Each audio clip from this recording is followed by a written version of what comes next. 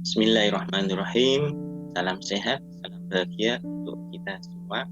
Pada pertemuan kali ini kita akan membahas tentang mata kuliah psikologi belajar orang dewasa, khususnya terkait materi hakikat belajar. Nah, identitas mata kuliah psikologi belajar orang dewasa ini yang ada di jurusan pendidikan luar sekolah Fakultas Pendidikan Universitas Negeri Semarang. Deskripsi mata kuliah ini yaitu membelajarkan hakikat belajar, pembelajaran, dan orang dewasa. Berbagai teori belajar, behavioristik, kognitif, neobehavioristik, humanistik, percepatan belajar, dan transformatif. Selain itu juga bagaimana menumbuhkan motivasi belajar, iklim belajar, dan struktur kelompok dalam pembelajaran.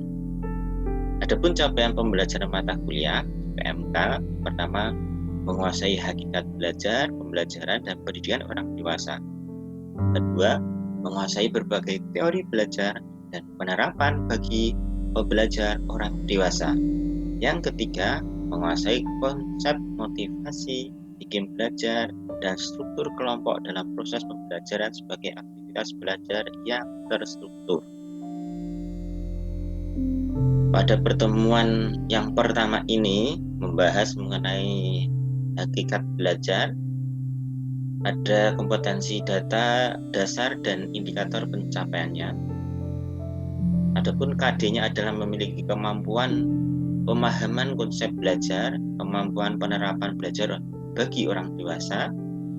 Lalu ada indikator pencapaian kompetensinya, dapat menjelaskan makna belajar, unsur belajar, dan faktor yang mempengaruhi. Dapat mengungkap pentingnya belajar bagi orang dewasa, dapat menerapkan prinsip belajar orang dewasa, dan memiliki komitmen untuk belajar sepanjang hayat. Adapun tujuan pembelajarannya memahami hakikat belajar. Dan materi pokok diantaranya ada pengertian belajar, unsur dan faktor yang mempengaruhi, belajar tentang cara belajar, ada iklim belajar, dan prinsip belajar orang dewasa. Sebagai pemanasan, mari coba kita membahas sejenak perbedaan antara lingkaran kecil, lingkaran yang agak besar, dan lingkaran yang paling besar. Apakah yang kecil ini pendidikan atau pembelajaran atau belajar, yang kedua ini belajar, pembelajaran atau pendidikan, yang ketiga juga apakah belajar, pendidikan atau pembelajaran. Nah, maka pada konsep belajar bahkan pendidikan, kita harus bisa memahami perbedaan dari ketiganya. Coba kita babak, bisa menebak yang satu apa, dua apa, dan tiga apa.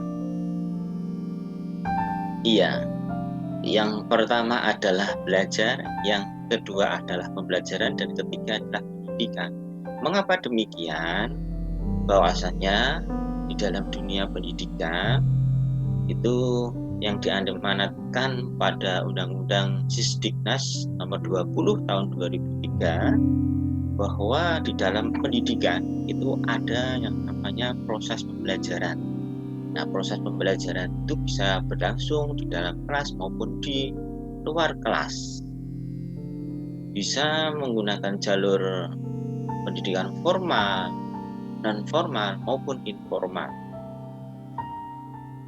Serta mengapa harus ada proses pembelajaran? Maka di dalamnya adalah adanya unsur belajar, dan belajar. Nah, mengapa ada proses pertemuan di dalam suatu pembelajaran itu antara pendidik dengan peserta didik? Maka bahwa semuanya, baik pendidik maupun peserta didik, bisa belajar, dan belajar. Mau belajar. Mungkin jika tidak ada wadah yang namanya pendidikan di Indonesia ini, mungkin warga masyarakat, warga negara ini tidak mau belajar, membaca buku saja tidak mau. Makanya ada yang namanya wadah yang disebut dengan pendidikan. Inilah yang ketiganya. Dan yang penting bahwa dengan penyelenggaraan pendidikan itu setiap warga masyarakat itu mau belajar dan terus belajar hingga sepanjang hayat, mana saja, kemana saja, dengan siapa saja, menggunakan apa saja, hingga bisa melalui pendidikan informal, pendidikan formal, maupun pendidikan non-formal yang ada di masyarakat. Berikutnya, bahwa hakikat dari belajar itu, konsep mudahnya ada 3 indikator. Belajar itu bukan orientasinya kemudian pada proses. Sedang membaca buku, sedang berdiskusi, itu baru proses belajar. Tapi belajar di sini itu lebih berorientasi pada hasilnya, hasil belajarnya. Ada 3 indikator, yaitu yang pertama adanya perubahan perilaku. Maksudnya jika dia sudah memahami, maka sampai kapanpun dia akan melekat dalam dirinya, akan selalu paham tentang sesuatu yang sudah dipelajari. Yang kedua adalah perubahan perilaku tersebut didahului adanya pengalaman. Nah, perubahan perilaku yang bisa dalam bentuk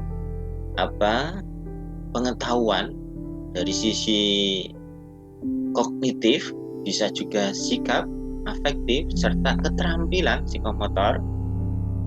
Maka perubahan-perubahan itu didahului adalah adanya pengalaman atau di pembelajaran itu sendiri. Dalam proses pembelajaran yang ada di dalam kelas maupun luar kelas, itu adanya proses pengalaman untuk mendapatkan suatu pengetahuan.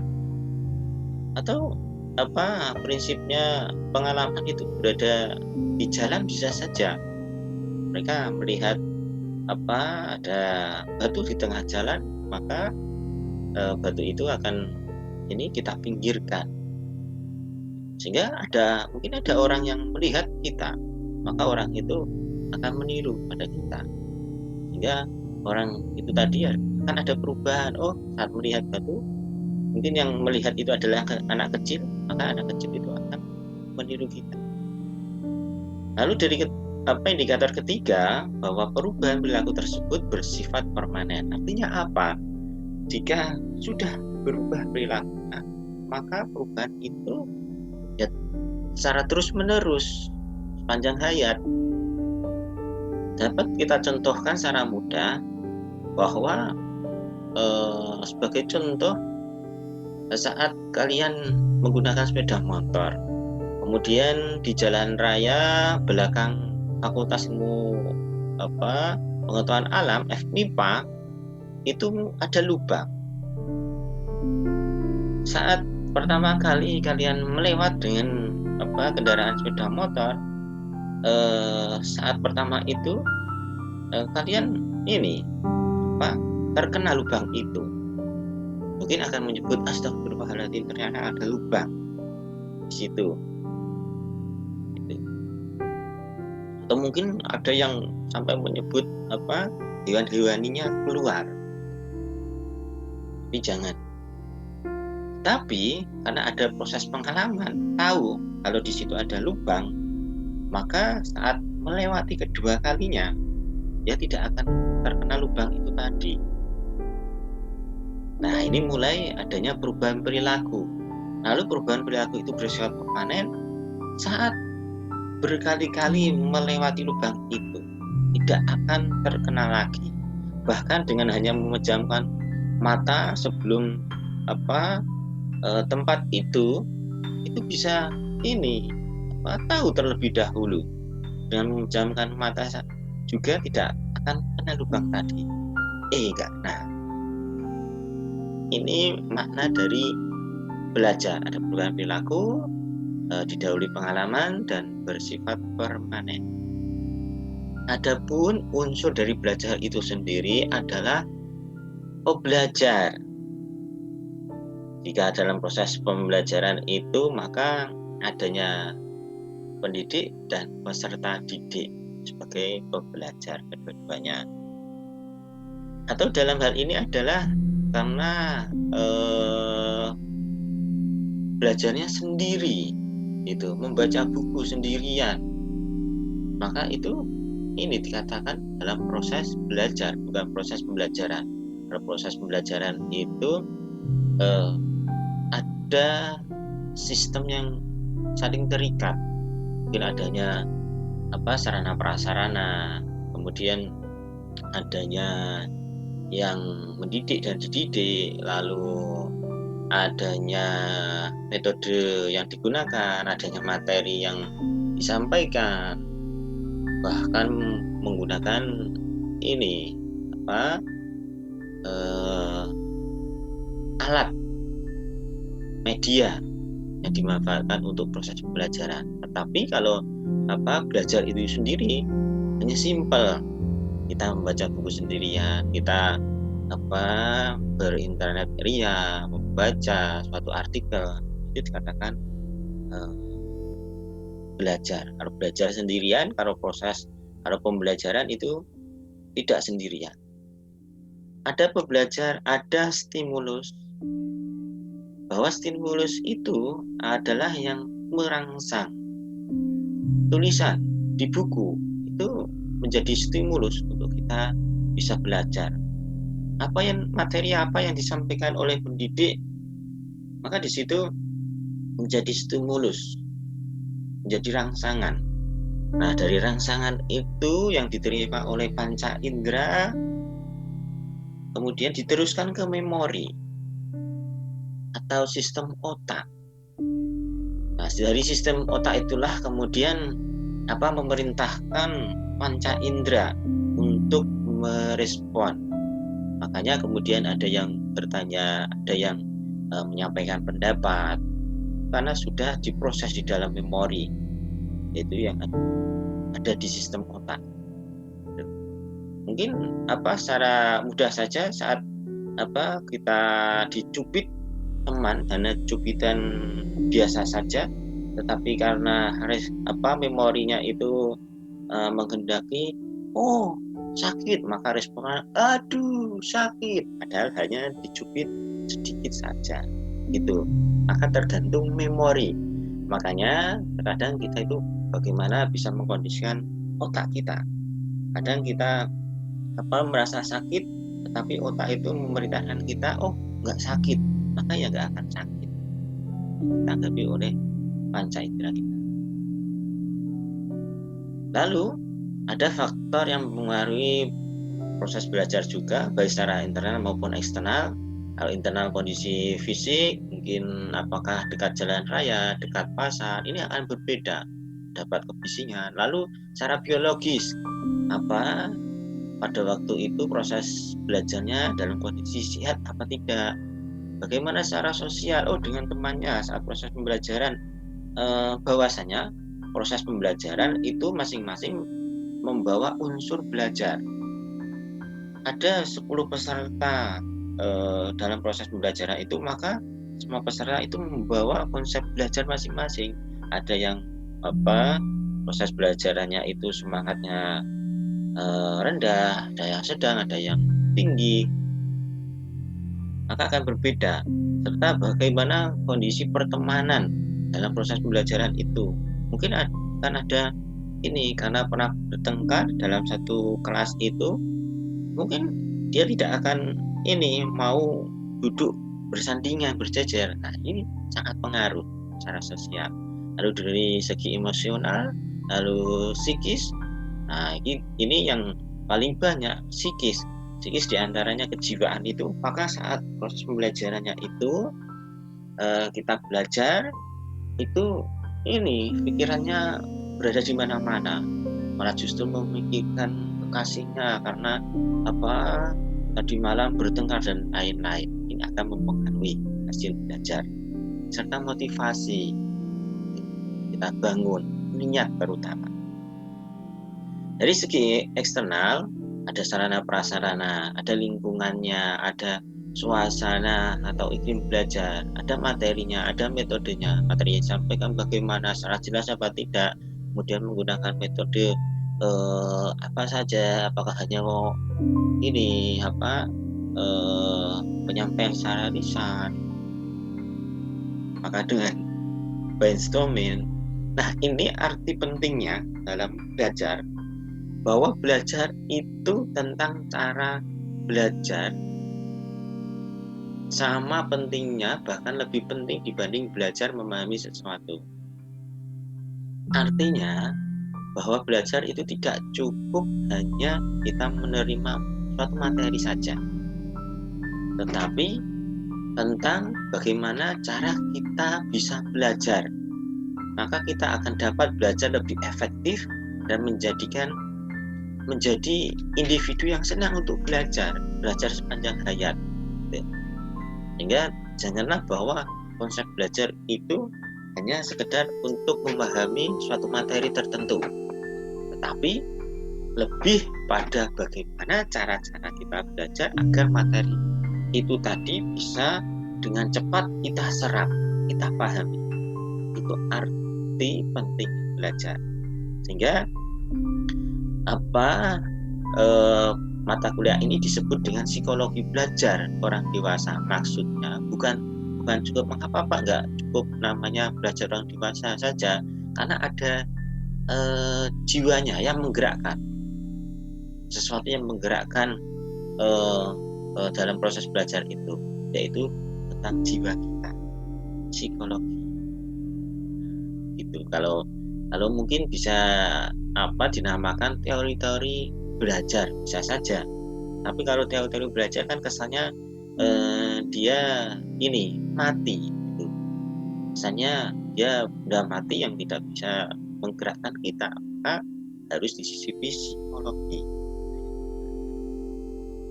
Terkait tentang iklim belajar, bahwa di dalam proses pembelajaran orang dewasa utamanya itu ada iklim belajar yang terbentuk, dan tentunya berbeda dengan pembelajaran pada anak. Nah, iklim pada belajar orang dewasa itu bahwa warga belajar sebagai subjek sekaligus juga objek pembelajaran, gitu. Bahwasanya yang sumber materi itu ya berasal dari peserta didik itu sendiri, peserta didik orang dewasa itu sendiri, dan peserta didik orang dewasa itu sekaligus menjadi objek. Itu kita yang sebagai sumber belajar juga sekaligus belajar itu ya juga untuk kita. Apapun metode yang digunakan, pada dasarnya adalah untuk menciptakan pelibatan atau partisipasi dari warga belajar. Dalam proses belajar orang dewasa itu ya semua peserta ya terlibat langsung, bertanya, menyampaikan sesuatu, kemudian mempraktikkan sesuatu. Lalu tumbuhnya interaksi dengan komunikasi. Maka harus dibangun interaksi, hubungan antara peserta didik satu dengan yang lainnya, hubungan peserta didik dengan pendidik. Ini maka harus ada interaksi, terjalin secara harmonis melalui komunikasi, harus dibangun secara komunikatif. Gitu. Tidak kemudian pembelajaran orang dewasa itu setelah disampaikan, setelah dipraktekkan ya diam saja pesertanya. Gitu. Ini akan berbeda. Berikutnya tentang prinsip belajar orang dewasa. Di antaranya bahwa prinsip belajar orang dewasa itu akan lebih belajar dengan baik apabila yang ini ada nilai manfaatnya. Orang dewasa belajar dengan baik apabila yang ia pelajari mempunyai nilai manfaat bagi dirinya, sekaligus bagi orang lain juga. Yang berikutnya, sesuai dengan pengalaman, orang dewasa belajar dengan baik apabila yang dipelajari sejalan dengan pengetahuan yang ada pada dirinya. Nah, kalau anak tingkat SD mau dibelajarkan tentang hakikat belajar, maka pemahamannya juga belum sampai. Maka pada tingkat SD ya, bagaimana mengenal angka, penghitungan lebih dahulu, sehingga ada sekuen tahapan itu sesuai dengan masalah sehari-hari. Orang dewasa akan belajar dengan baik apabila bahan yang dipelajari berpusat pada masalah sehari-harinya, sehingga memiliki kesempatan untuk mempraktekkan, memecahkan permasalahan dengan berbagai cara. Yang berikutnya adalah ada secara kepraktisan apabila yang mereka pelajari itu praktis dan mudah diterapkan. Ini motivasi belajar orang dewasa akan ini terbentuk ada secara segi kepraktisan. Berikutnya sesuai kebutuhan, apa yang dipelajari sesuai dengan kebutuhannya saat itu. Mungkin kebutuhannya adalah pekerja kantoran awal belum bisa ini menggunakan Excel, maka kita pelajari, belajarkan bagaimana penggunaan Excel. Ini sesuai dengan kebutuhan. Menarik, apabila menarik terkait hal-hal yang baru, sesuatu yang baru yang belum pernah ia dapatkan, belum pernah ia miliki. Menarik. Berikutnya secara partisipatif, apabila turut ambil bagian dan pelibatan seluruh peserta. Jadi proses belajar orang dewasa itu semuanya terlibat, seluruh pesertanya terlibat langsung.